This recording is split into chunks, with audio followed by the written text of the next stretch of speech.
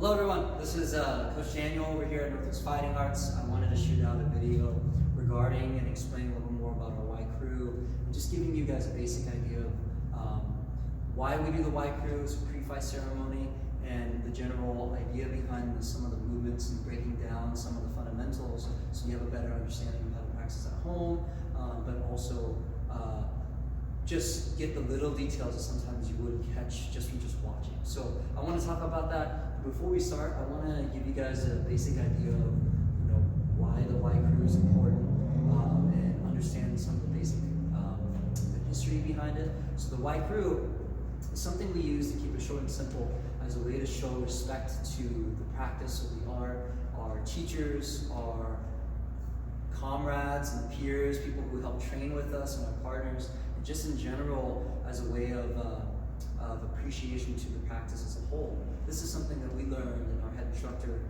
Jeff, or Professor Jeff, he picked up from the great Arjun Chai Sirasu. He's been a huge Muay Thai influence of ours. He's someone that our head instructor's known for a very long time. He's given him a lot of really how we teach, how we carry our classes, and push people through the program, and give them a fundamental understanding of the practice and the art.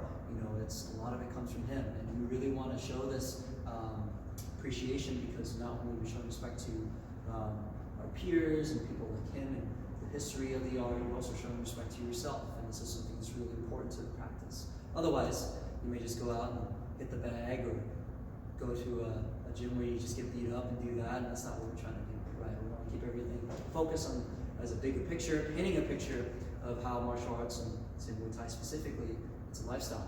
You don't just do it for the practice where you're punching, kicking something. It's holistic. How can you use it as a lifestyle and give yourself a sense of respect for something, but also an expectation to hold for yourself and keep yourself motivated and keep yourself growing. So I don't want to go too crazy into it and kind of get you guys into further details, but I want to start off, you guys watching me, going over some of the basic forms. I'm not going to talk much during this time, but I will explain some of the basic parts. If you notice, before we get going, you can't see the corners right now, the way I have the camera set up. It's just me here right now, I'm teaching you guys. I will split this video up into part 1 and part 2. Part 2 will have more of the walking into the corners and showing respect, how to basically own the ring and be able to use the whole space and do that side of things. I'm going to focus right now on just the ground side and how to show respect before and after you enter the ring, and that part of it. So if you guys watch, I'll run through it. So starting off, we show respect a few different times.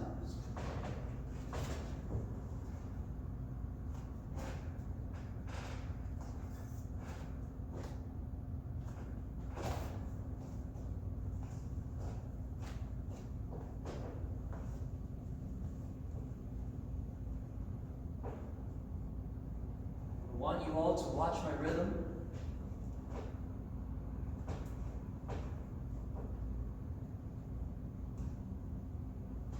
Focus on the fluidity of each movement.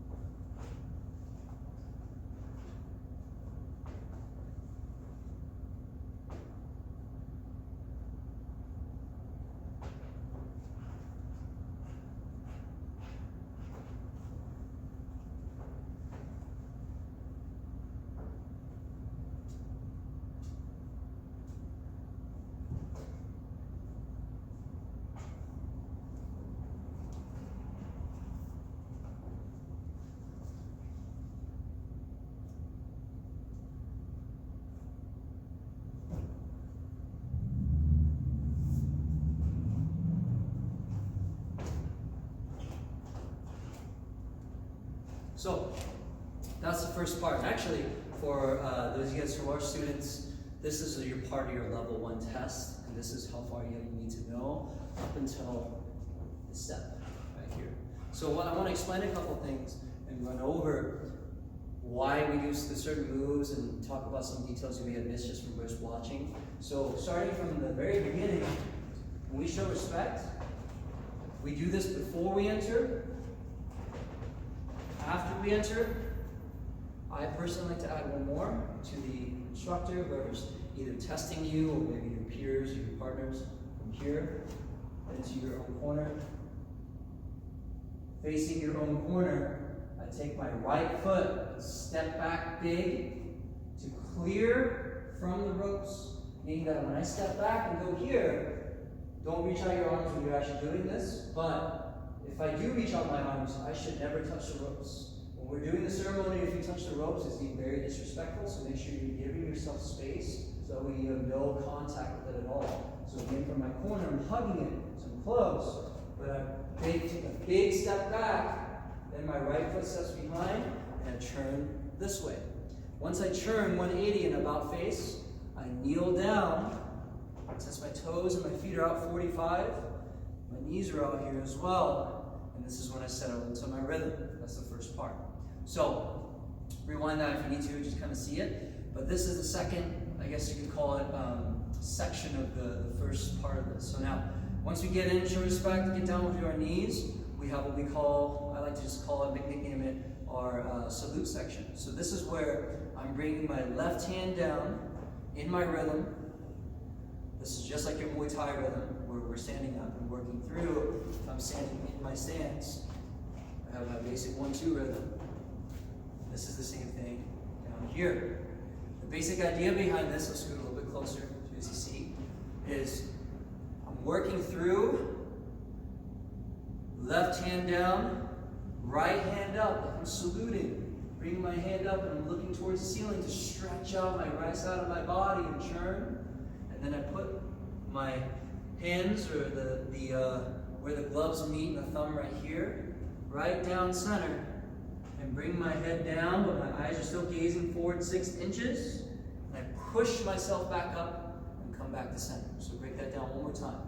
So I'm going down, and I'm not reaching far. If I reach too far, this is overextending, this is no good. I can't even touch the ground at this point. I'm just going far enough to where I can touch the ground lightly, and then the rest of the stretch, this last part, is what's taking me through to keep the hand on the ground without overextending myself. So again, I reach out just far enough, and then I salute out my right hand, hands down, then hands in, push up, and relax. We do this part 3 total times in the beginning. So say that was 1. This will be 2. Watch my rhythm, coming from my hips and knees, throughout the whole body. Up.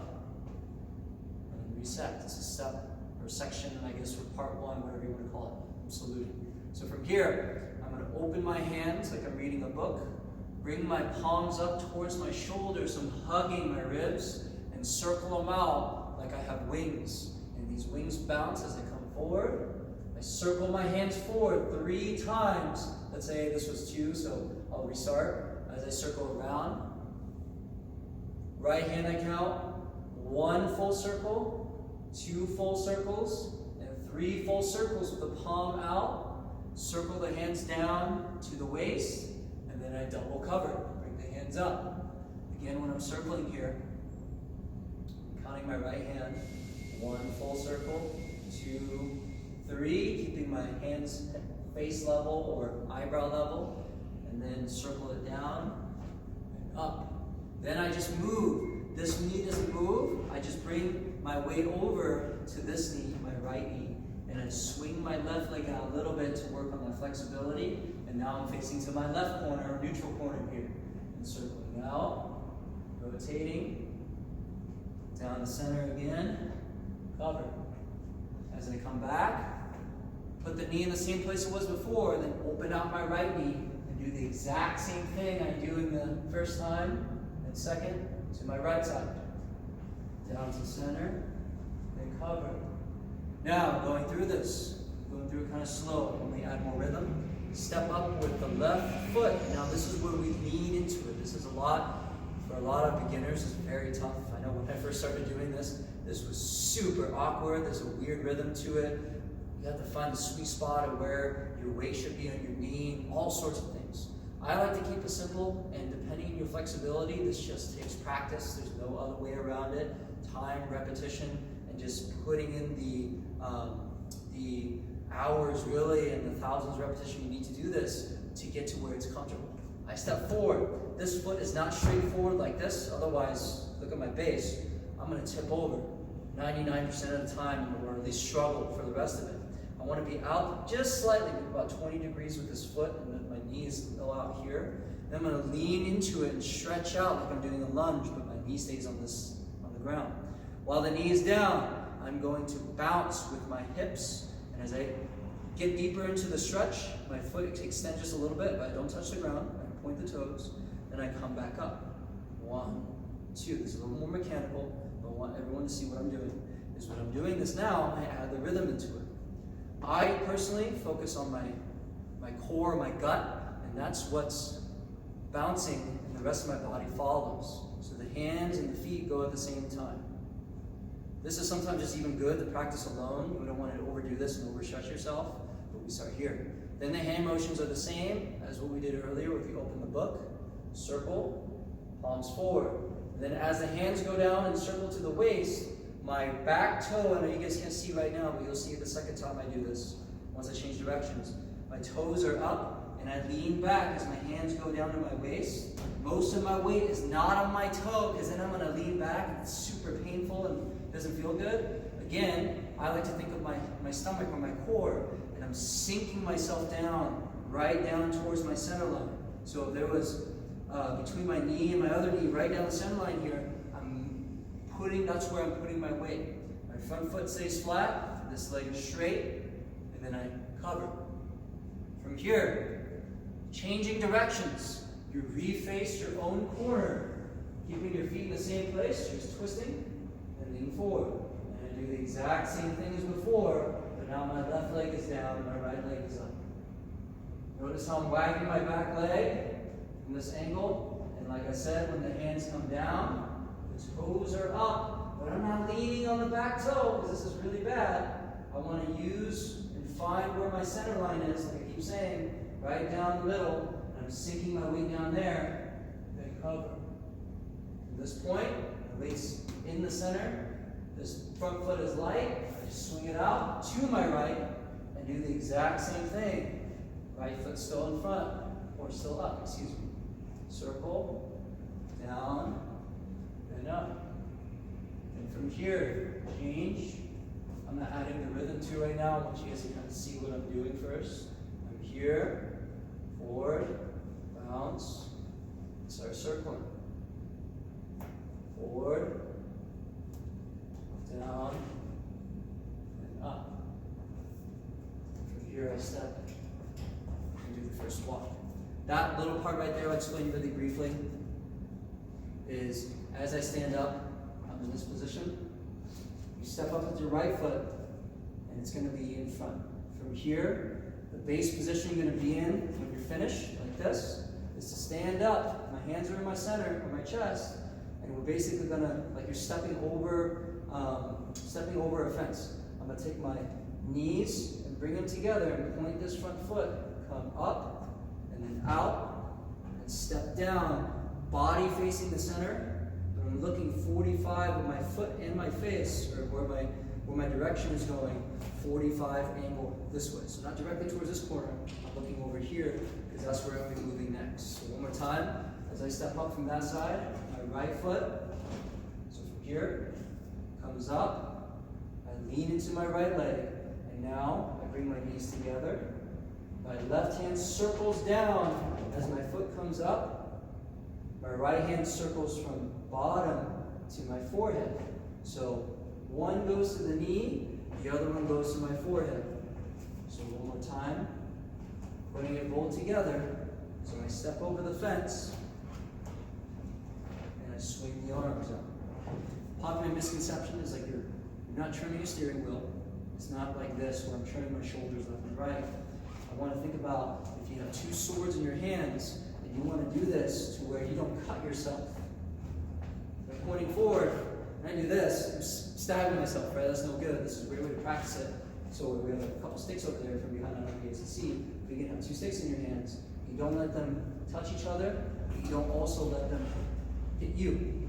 It's kind of hard to tell because I don't have the sticks on right now, but this is kind of the idea. So I'm up, my hands are loosely, one in the forehead, one in the knee. So when I stand up here and I change, they go to that position, and then they go through the opposite knee, and the opposite hand goes to the head.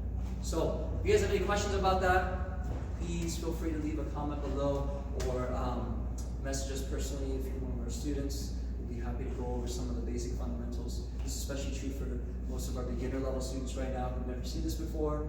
For more advanced students and people who have gone through their first test, practice, practice, practice. Let's keep it up. You're going to hear me keep saying this throughout every video I make while you guys are gone and while we're still pumping out videos for you guys and working hard to try to push you guys at home and help stay engaged. Please do your part, and just like you're not even missing a beat, practice, and when you come back in, it'll be like you never left. Of course, except for the cardio side of things, we'll make sure that gets up to date again. So let me know if you have any questions. Again, leave a question below, and we look forward to seeing you guys back in class soon. And take a look out for part 2 of this, where we're going to work on the walking, going across the whole ring, and kind of using it as a way to own the space and for fight or competition. You can also use it to pay respect to the practice of your opponent, or technically disrespect them as well. And explain kind of how that works. So thank you guys.